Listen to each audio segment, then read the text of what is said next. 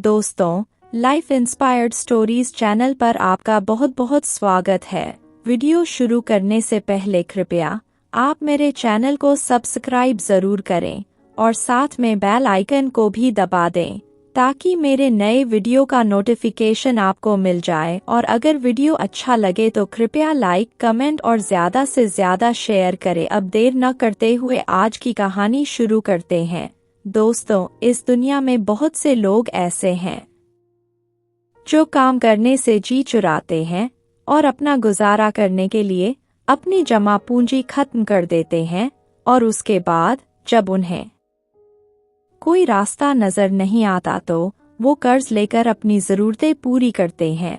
लेकिन दोस्तों, कर्ज का बोझ मनुष्य को बिल्कुल खत्म कर देता है, और जब तक कर्ज लेने वाले इंसान को इसका पता चलता है तो उसको कुछ भी समझ में नहीं आता कि वो क्या करे। आज की इस सुंदर कहानी को सुनकर बहुत से लोगों को सबक मिलेगा। अब देर ना करते हुए आज की कहानी शुरू करते हैं। बहुत पहले की बात है। राजा नाम का आदमी अपनी पत्नी और बच्चों के साथ संजोली नामक गांव में रहता था। वो बहुत ही कामचोर और आलसी था और अपनी विरासत में मिली हुई संपत्ति से अपना गुजारा करता था। एक दिन उसकी पत्नी जानकी ने उससे कहा, अपनी जायदाद बेचकर कब तक घर का खर्चा चलाओगे?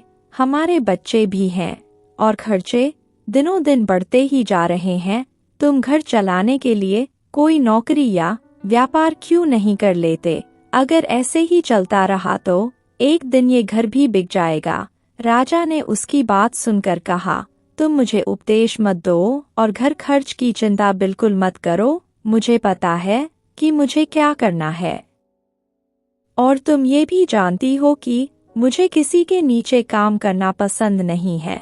जानकी ने उसकी बात सुनकर कहा, आपको विरासत में इतनी जमीन मिली थी, लेकिन आपने थोड़ी थोड़ी करके सब बेच दी और घर का खर्चा चला लिया। इससे अच्छा तो अगर आप उस जमीन पर खेती करते तो हमारी जमीन भी बच जाती और हमारा घर भी चल जाता। लेकिन अब तो हमारे पास बेचने के लिए भी कुछ नहीं बचा। आप आज ही कोई काम ढूंढ लीजिए। मुझे अब फिक्र होने लगी है कि हमारा क्या होगा। राजा ने उसकी बात सुनकर कहा, मैं तुम्हारी बात समझ गया, इसलिए घर को नहीं बेचूंगा और अब तुम मुझे उपदेश देना बंद करो। ये कहकर राजा गुस्से में घर से चला गया। घर से बाहर आकर उसने सोचा कि अब मैं क्या करूं। फिर उसके दिमाग में एक उपाय आया। अगले दिन राजा गांव के व्यापारियों से मिलने के लिए गया। सबसे पहले राजा गांव के धनी सेठ के पास गया। उसको देखकर सेठ ने पूछा, क्यों भाई राजा, कहाँ घूम रहे हो? राजा ने उसकी बात सुनकर कहा, मुझे आपसे कुछ मदद चाहिए, इसलिए मैं आपके पास आया हूँ। सेठ ने उसकी बात सुनकर हंसते हुए कहा, मुझे मालूम है तुम किसी काम के बिना नहीं आते। राजा ने उसकी बात सुनकर कहा, मैं आपके साथ एक सौदा करने आया हूँ। सेठ ने उसकी बात सुनकर पूछा, सौदा? किस तरह का सौदा? मैं तुम्हारी बात समझा नहीं। राजा बोला, मुझे व्यापार करने के लिए कुछ पैसे चाहिए, इसलिए मैं आपके पास आया हूँ। सेठ ने उसकी बात सुनकर कहा, तुम अपनी जमीन तो पहले ही मुझे बेच चुके हो, अब व्यापार करने के लिए क्या गिरवी रखोगे? राजा को उसकी बात सुनकर गुस्सा आ गया। वो बोला, संपत्ति बेचना या ना बेचना मेरा अधिकार है, आपको इसके बारे में बोलने का कोई हक नहीं है। अगर आप मेरी मदद कर सकते हो तो बताओ। सेठ ने उसकी बात सुनकर पूछा, जब तक अपने व्यापार के बारे में तुम मुझे कुछ बताओगे नहीं, तब तक मैं कैसे हाँ कर सकता हूँ? राजा ने उसकी बात सुनकर कहा, क्या आप मुझे 10,000 रुपये दे सकते हैं? बदले में मैं आपको इस महीने के अंत में 40,000 रुपये वापस कर दूंगा। सेठ उसकी बात सुनकर हैरान हो गया और बोला, क्या तुम मुझे पागल समझते हो? राजा ने उसकी बात सुनकर कहा, मैं जो कह रहा हूँ सही कह रहा हूँ।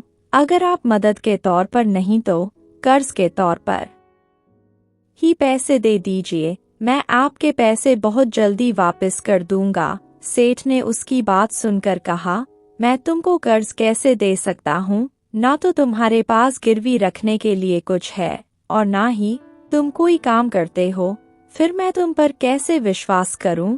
राजा ने उसकी बात सुनकर कहा, सेठ जी, आप मुझ पर शक कर रहे हो? आप जानते हो, अभी मेरे पास मेरा घर है।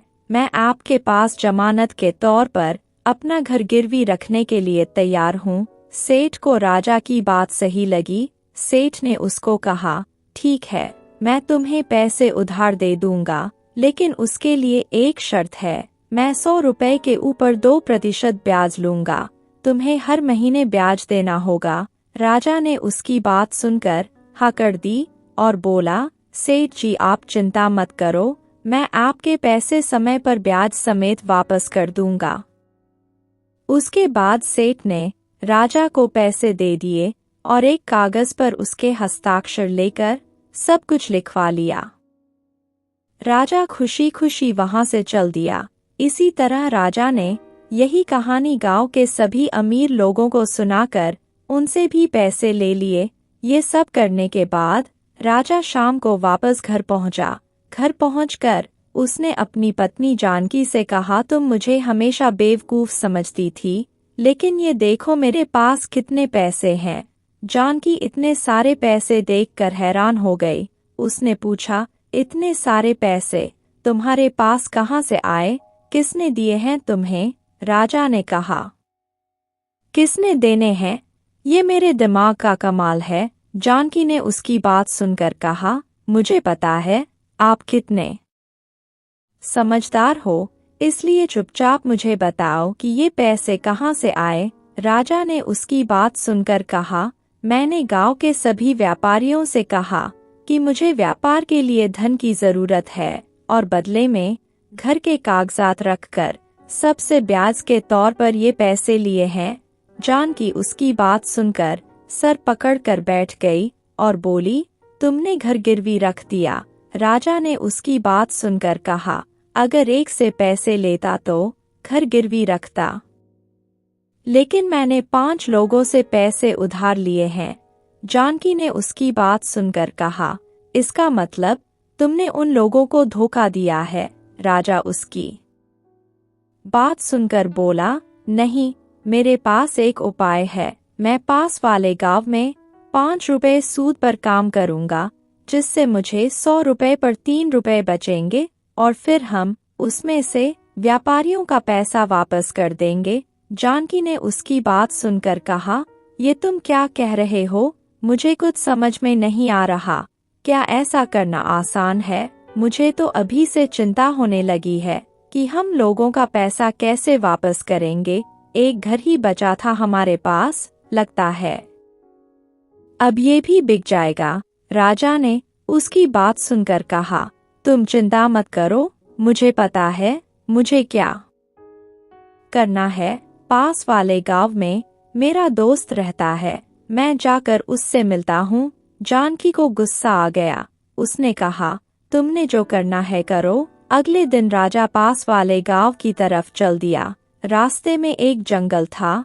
तभी उसने पेड़ के नीचे एक महात्मा को बैठे हुए देखा जो तपस्या कर रहे थे। तभी राजा को एक सांप नजर आया जो महात्मा की तरफ बढ़ रहा था। राजा ने जब ये देखा तो उसने लकड़ी की मदद से सांप को दूर फेंक दिया। लकड़ी की आवाज सुनकर महात्मा ने अपनी आंखें खोली और सामने राजा को खड़ा देखकर पूछा, तुम कौन हो बेटा और शोर क्यों मचा रहे हो? तुम्हारे शोर की वजह से मेरा ध्यान भंग हो गया। राजा ने कहा, महात्मा जी, मेरा नाम राजा है और मैं पास वाले गांव में रहता हूँ और किसी काम से दूसरे गांव जा रहा हूँ, लेकिन मैंने एक सांप को आपकी तरफ बढ़ते हुए देखा तो मैंने लकड़ी से उसे दूर फेंक दिया। अगर मैं ऐसा ना करता तो वो सांप आपको डस लेता। मैंने ये सब कुछ आपकी जान बचाने के लिए किया है। तभी राजा ने महात्मा को वो सांप दिखाया जिसे उसने दूर फेंका था। राजा के इस काम से खुश होकर महात्मा ने उसे कहा, तुमने अपनी जान जोखिम में डालकर मेरी जान बचाई है, इसलिए तुम मुझसे कुछ भी मांग सकते हो, मैं तुम्हारी इच्छा जरूर पूरी करूंगा। राजा ने कुछ देर सोचा, फिर बोला, महात्मा जी मुझे एक ऐसा वरदान दीजिए कि जिससे भी मैंने पैसे उधार लिए हैं वो मुझे वापस ना करने पड़े। महात्मा ने उसकी बात सुनकर कहा, बेटा जल्दी मत करो, कोई भी वरदान मांगने से पहले सोच लो। राजा ने कहा, महात्मा जी मैंने सोच लिया है, मैं नहीं चाहता कि मुझे पैसे वापस करने पड़े और ना ही वो लोग अपना पैसा वापस मांगे। अगर वो अपना पैसा नहीं मांगेंगे तो मैं अपना व्यापार अच्छी तरह से कर पाऊंगा और अपना घर बना पाऊंगा और खेती की जमीन और अपनी पत्नी के लिए गहने भी खरीद सकूंगा और थोड़े समय के अंदर ही बहुत अमीर बन जाऊंगा। और इसलिए मेरी आपसे विनती है कि जो वरदान मैंने मांगा है वो मुझे दे दीजिए। महात्मा ने उसकी बात सुनकर कहा, ठीक है बेटा, जैसा तुम चाहो। जिन लोगों ने तुमको पैसा उधार दिया है वो जब तक जीवित रहेंगे तुमको पैसा वापस लौटाने के लिए नहीं कहेंगे। राजा ये बात सुनकर खुश हो गया। उसने महात्मा को धन्यवाद दिया और उनका आशीर्वाद लेकर वहां से चला गया। उसके बाद राजा खुशी खुशी अपने दोस्त के पास पहुंचा। उसका दोस्त उसको देखकर बहुत खुश हुआ क्योंकि वो बहुत समय के बाद मिले थे।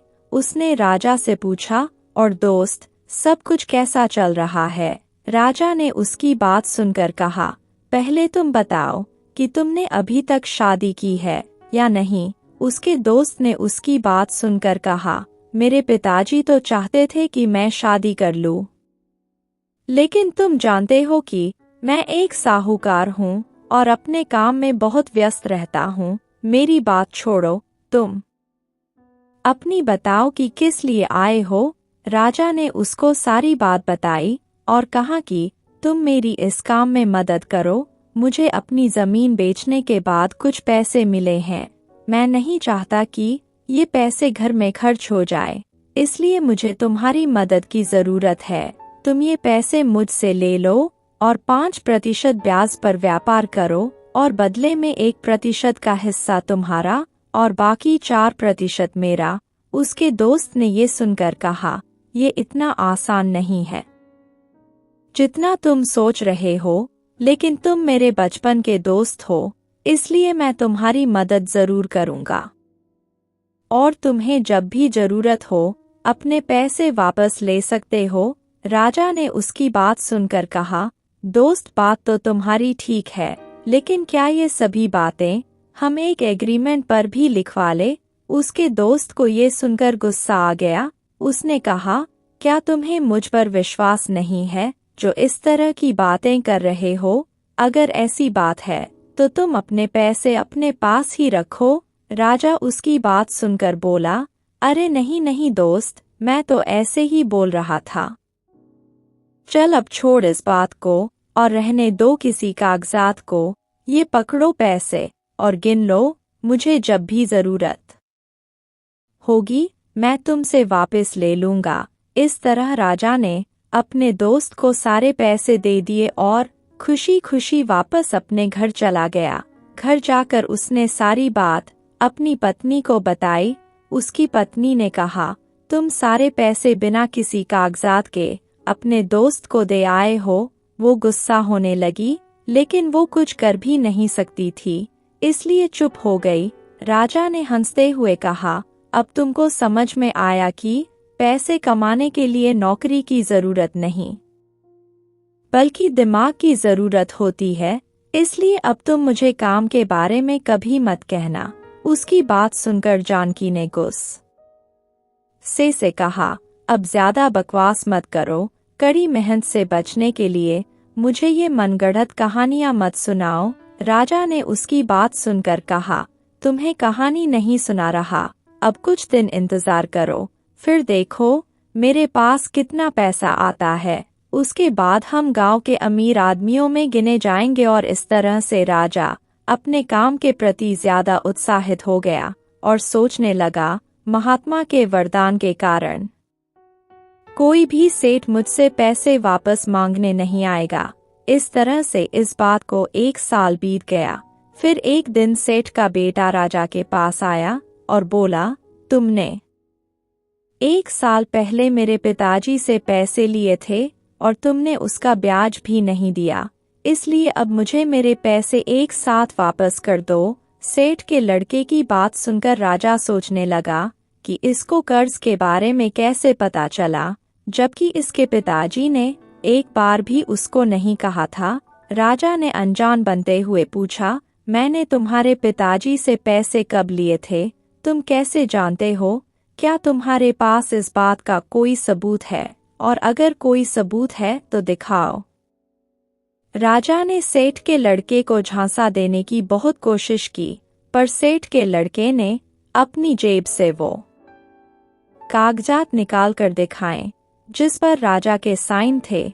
उसके बाद वो बोला, मुझसे ज्यादा झूठ बोलने की जरूरत नहीं है। मेरा पूरा पैसा 1 हफ्ते के अंदर मुझे वापस कर दो, वरना मैं तुम्हारे घर पर कब्जा कर लूंगा। राजा को धमकी देकर सेठ का लड़का वहां से चला गया। इसके कुछ दिनों के अंतराल पर बाकी व्यापारियों के लड़के भी उसके पास अपना कर्जा वापस मांगने आए। राजा इस बात से हैरान था कि महात्मा का वरदान खाली कैसे गया, क्योंकि महात्मा ने कहा था कि कोई भी सेठ पैसे वापस मांगने नहीं आएगा। जानकी को ये देखकर बहुत गुस्सा आ रहा था। उसने राजा से कहा, तुमने मेरी बात नहीं मानी ना? ये तुम्हारी बेवकूफ़ी का ही परिणाम है कि आज हमें ये दिन देखना पड़ रहा है। अब आपको लिया हुआ पैसा और ब्याज एक साथ वापस करना होगा, नहीं तो वो हमारा घर नीलाम कर देंगे। अब हम अपने बच्चों को लेकर कहाँ जाएंगे? ये कहकर जानकी जोर जोर से रोने लगी। राजा, जो अपने ही विचारों में खोया हुआ था, उसे एकदम होश आया। उसने अपनी पत्नी से कहा, तुम चिंता क्यों कर रही हो? मैं जानता हूँ कि मुझे क्या करना है। मैं अपने दोस्त से सारा पैसा वापस ले आता हूँ जो मैंने उसे व्यापार के लिए दिया है। वो पैसा अब 4 गुना हो गया होगा। उससे मैं अपना सारा कर्जा चुका दूंगा। तुम चिंता मत करो। ये कहकर राजा अपने दोस्त से पैसा लेने के लिए चल दिया। लेकिन जब वो उसके घर पहुंचा तो उसने देखा कि उसके दोस्त का घर बंद था। उसके घर में ताला लगा हुआ था।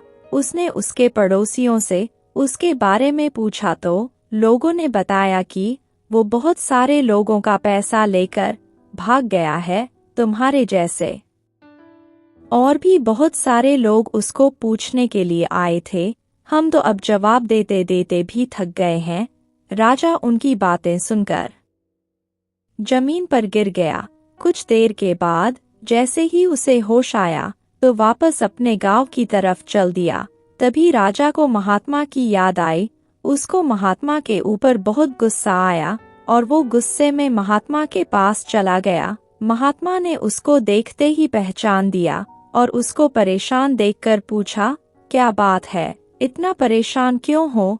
क्या कोई समस्या है? राजा गुस्से में बोला, आपने मुझे वरदान दिया था कि कोई भी सेठ दिया हुआ कर्ज मेरे पास वापस मांगने नहीं आएगा। आपने मेरे साथ इतना बड़ा धोखा क्यों किया? महात्मा ने उसकी बात सुनकर कहा, मैंने तुम्हें कौन सा धोखा दिया? राजा ने पिछले 1 साल में हुई घटनाओं के बारे में महात्मा को बताया और गुस्से में उनको खरी खोटी सुनाने लगा। उसकी बात सुनकर महात्मा मुस्कुराने लगे और फिर उसको कहा, राजा, मेरी उस दिन की बात को याद करो। तुमने उस दिन मुझसे क्या मांगा था? राजा ने कहा, मुझे सब याद है। मैंने कहा था कि जिस व्यक्ति ने पैसा उधार दिया है वो वापस ना मांगे। महात्मा ने उसकी बात सुनकर कहा, यही सबसे बड़ा कारण है। वो साहूकार जब तक जीवित रहे उन्होंने तुमसे पैसे वापस नहीं मांगे और ना ही कुछ पूछा, इसलिए मेरा वरदान तो पूरा हो गया। लेकिन उन पैसों पर उनके वारिसों का अधिकार था, इसलिए उन्होंने कर्ज वापस मांग लिया। तुमने कहा था वो लोग वापस आकर ना मांगे, बल्कि तुमको मांगना चाहिए था कि मेरे सर के ऊपर कोई भी कर्ज नहीं होना चाहिए, तो इस हिसाब से मैंने तुम्हें कोई धोखा नहीं दिया। महात्मा की बात सुनकर राजा शर्मिंदा हो गया और फिर बोला, बाबा, मेरे दोस्त ने भी मेरे साथ धोखा किया, क्या ये उसने ठीक किया? महात्मा ने कहा, क्या तुम न्याय की बात कर रहे हो? क्या ये तुम्हारे मेहनत की कमाई है? तुम हमेशा बिना मेहनत के पैसा कमाना चाहते थे, इसलिए तुमने अपने गांव के लोगों को धोखा देकर पैसे जमा किए और अपने दोस्त को दे दिए, और इसी तरह तुम्हारे दोस्त ने भी तुम्हें धोखा दिया। हमेशा इस बात को याद रखो कि अगर ये तुम्हारे मेहनत की कमाई नहीं है तो उसको तुम अपने पास ज्यादा देर नहीं रख सकते। मनुष्य जो भी आसान तरीकों से पैसे कमाता है वो उसके पास कभी नहीं रहते, लेकिन अगर पैसा बुद्धिमानी और मेहनत से कमाया जाता है तब वो हमेशा हमारे साथ रहता है। मेहनत का फल हमें हमेशा मिलता है। महात्मा की बात सुनकर राजा को अपनी गलती का एहसास हुआ। उसने सर झुकाकर महात्मा से कहा, बाबा, मुझे समझ में आ गया, मुझे अपनी गलती का एहसास हो गया है। अब मैं कभी भी पैसे के लिए किसी को कभी धोखा नहीं दूंगा। मैं अपना परिवार चलाने के लिए कड़ी मेहनत करूंगा। महात्मा ने उसके सर पर हाथ रखकर आशीर्वाद दिया। उसके बाद राजा घर लौट आया।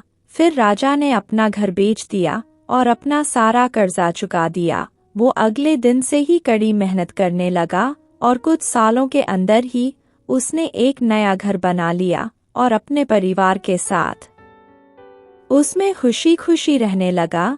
दोस्तों, इस सुंदर कहानी से हमें ये शिक्षा मिलती है कि हमें जीवन में मेहनत और ईमानदारी से अपना गुजारा करना चाहिए, क्योंकि मेहनत और ईमानदारी से कमाए हुए पैसों में बरकत होती है।